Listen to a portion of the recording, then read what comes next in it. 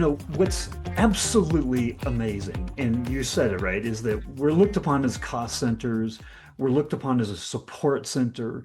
We often have to kind of scratch and claw to earn the seat at the table, right?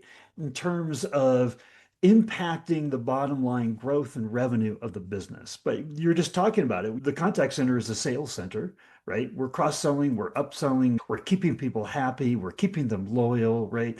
There is a tremendous impact that we have on the bottom line, but we don't always have the tools to advocate and, upwards to C-suite and management about don't put us into the box of a cost center, right? With KPIs that contain us. The more that you allow us to have, room and rope to grow, that we can do tremendous things for the business. And there's so many executives that are going to be listening to this podcast that would benefit from your advice on how to advocate, right? How to get the seat at the table, how to get the right resources to have the right team to do the kind of things to create a customer experience center overall that provides tremendous value. Like, how would you help us understand the best way to advocate internally to accomplish this?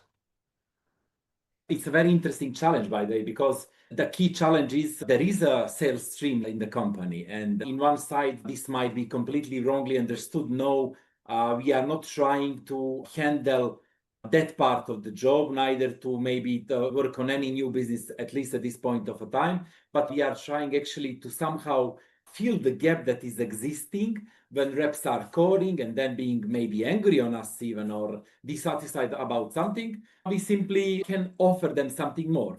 It's going in line with our needs to improve their experience. So how better than actually to the people that are there to buy something, you promote them certain special offers and something that might be exciting. But again, as you mentioned, there is a very important balance we have to make sure that it's happening. And on the other side, like proving that we deserve this role even within the organization. But then on the other side, I truly believe that there is no company that is not looking for additional sales. I mean, that company is not existing, obviously, most probably. I would love to learn if there is such someone can call out if they belong to this company. Obviously, not sales by at all money, but this might be a very healthy sales because discussion is happening when actually they call us. I'm not saying it's on their cost, but when they are available, they call us, so we don't bother them basically. That's very important. It's a not aggressive campaign of bothering someone and doing a sales when we find some time to call them. It's a moment when actually they already dedicate time to us. And we would like actually to make sure that these discussions are happening in a goodwill and then with some positive results. Obviously, like our goal is okay, if we have 100%, like 100 people calling us, let's have 10 or 15 of them selling something to them, or at least additionally promoting the offers to them, because sales might not happen on spot. But if you attract them with some offer, they might think about and come with some sales later. So this is really not with the purpose to rush deliver some additional sales, but rather to somehow complementary close the call on a better way and somehow with positive energy around.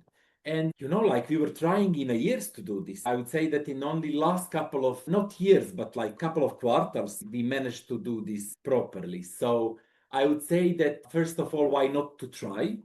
I mean, it's almost cost neutral because yes, we are spending a bit of a time while talking with rep and the vendor will charge us a bit more because talking to them. But then also, if we don't try, we don't know whether we are capable of doing that or not. But then when you try, then you start proving that you are capable of doing it. But let me just share a simple thing as like whenever you reply on an email to your consumer, why not to have attached the special offer or actually the most exciting offer of the month to that reply of the email? We're not having this type. It was more about some other disclaimers and thank you letter, link for the survey and all these things, but rarely or almost never offer.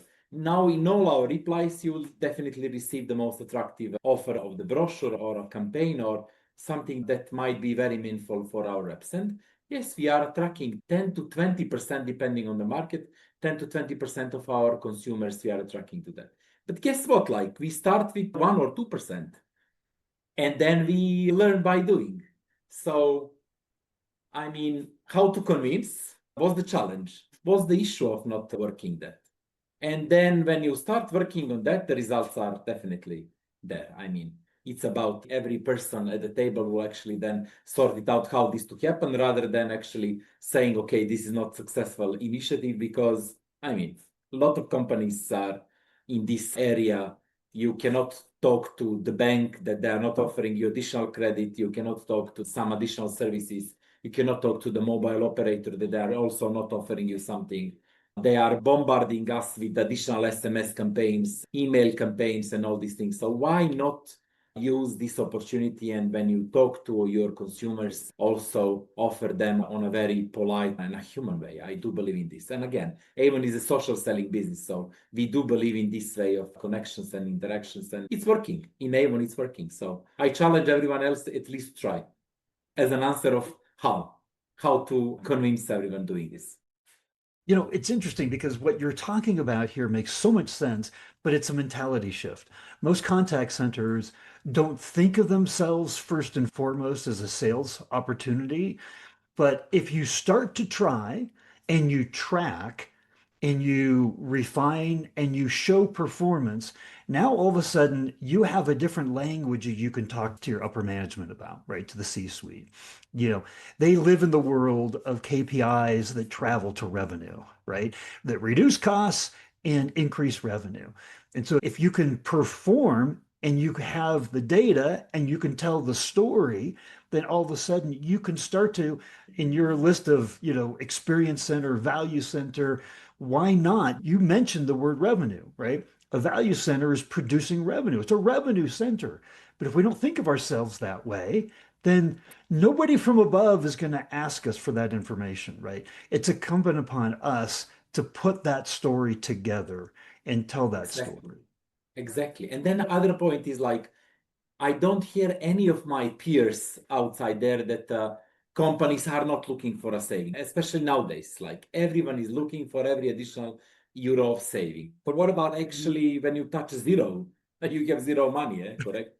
So what about actually trying to utilize your current resources, and then you see if we are selling a couple of millions as additional sales, that would mean that actually we get rid of some hundreds of euros as a pure add to our profit. So that means that actually we also neutralize our cost. So it's not only getting rid of cost, the only way to lower down your cost. It's also bringing a bit more sales and being ready to prove that sales is coming through your work. Basically, that key focus is there. Being sure that this sales comes because of your activity, and then everyone is easily convinced about working in this area.